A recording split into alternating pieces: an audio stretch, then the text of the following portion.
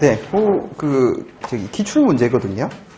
그래서 21년도 법인세 이직 기출 문제인데, 뭐 어떤 식으로 한번 출제되는지 한번 볼게요. 보시면 이제 사례 1번 보시면, 사례 1번 내용이 뭐라고 되어 있어요? 부동산 매매업을 영위한 내국법인인데, 그 A 예산은 분양 사업을 위하여 건물의 건설 작업 조달하는 과정에 발생하는 대출 실행 수수료, 뭐 금융자문, 주선 업무 수수료 등 송금 산입했다. 이게 이제 기본적으로 이런 수수료 뭐 건물을 취득하는 것에 필요한 일종의 취득 부대 비용인 거잖아요.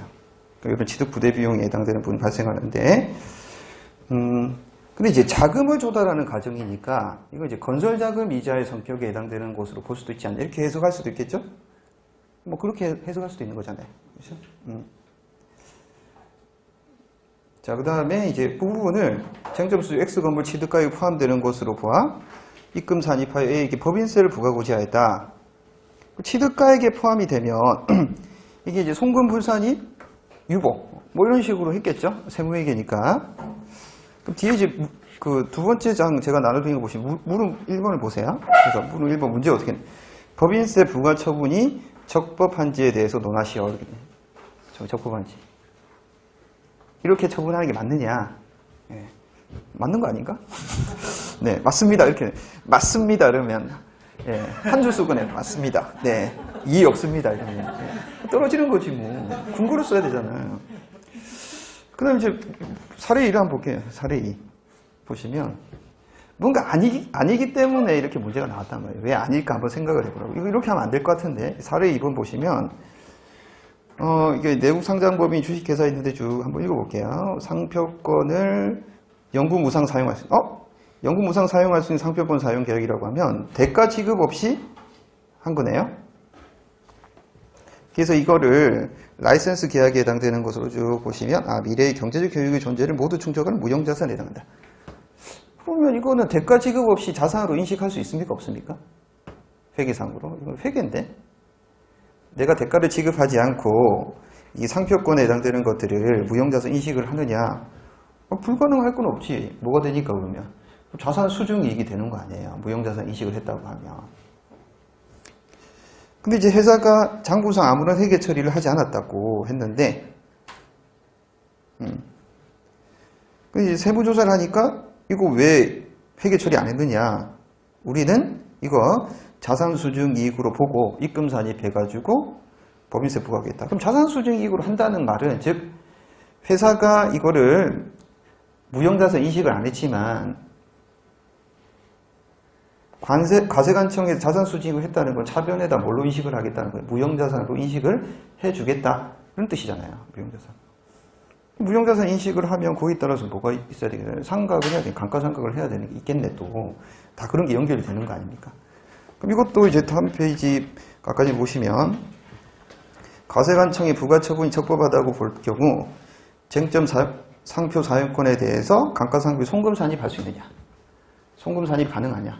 그 노이가 자산수징액으로 대변의 인식을 한다고 하면 과세관청에서, 그럼 우리는 차변에 이 부분에 대해 무형자산 인식을 해야 되는 거고, 그러면 그 부분에 대해서 감가상각을 해야 되는데 무슨 문제가 있어요? 이런 경우에 감가상각 때 우리가 이제 세무회계에서 하잖아. 감가상각은 무슨 조정사항이야? 결산조정사항이잖아. 그럼 이렇게 한 게 맞는가? 또 그런 생각이 들잖아요. 자, 사례 3을 좀 보시면요. 거기 보시면 이게 뭐 스포츠용품 대여 판매업을 하다가 부동산 매매업을 추가했대요. 그리고 토지를 유형자산으로 계상을 했다가 파는데 유형자산 처분이익으로 계상했대.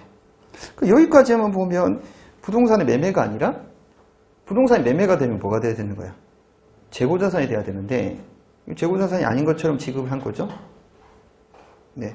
그래서 이제 회사는 쟁점 업무용 부동산을 보아 법인세 과세표준 신고를 했는데, 과세관청이 딱 봤을 때, 야, 이거 예를 들면 이제 취득하고 난 다음에 보니까 15년도에 취득해서 17년도에 팔았잖아. 그쵸? 그 업무에 사용을 했느냐? 업무에 사용 안 한 것 같아. 그럼 뭐 업무 무관 자산, 업무 무관 부동산으로 보고 송금 불산입 처분을 쭉 할 텐데, 그러면 이제 그 납세자는 뭐라고 항변하겠어요? 야, 우리 부동산 매매업 있어. 이거 부동산 매매업에 따른 재고자산이라고 한다면 뭐가 되는 거죠? 업무무가 아니잖아. 사고 팔면 실제로 우리가 거기 업무용으로 사용하든 안 하든 그게 중요한 게 아니라 부동산 매매업 그냥 사고 팔면 업무용이 되는 거잖아요. 그렇죠? 그러니까 그렇게 항변을 했겠죠?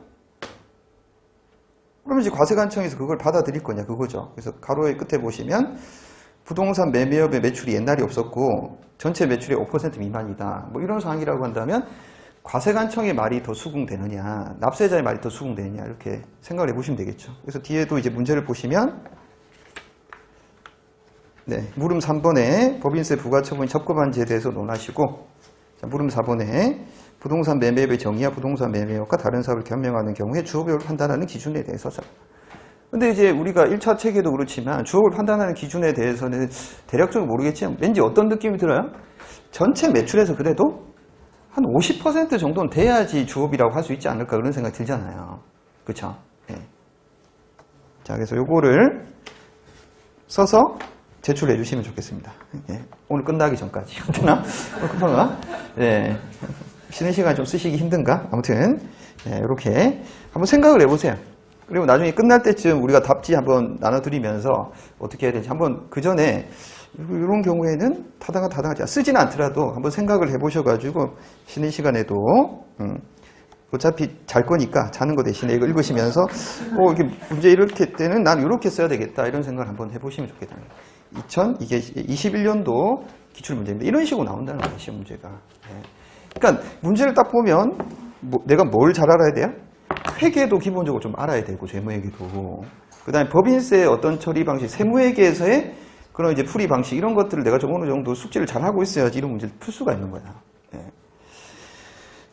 자, 그래서 법인세는 그런 특징이 있습니다. 약간 세무회계 공부를 좀 잘하면 할수록 풀 수 있는 좀 여지가 커지니까. 자, 그래서 앞에 이제 어디를 좀 보시냐면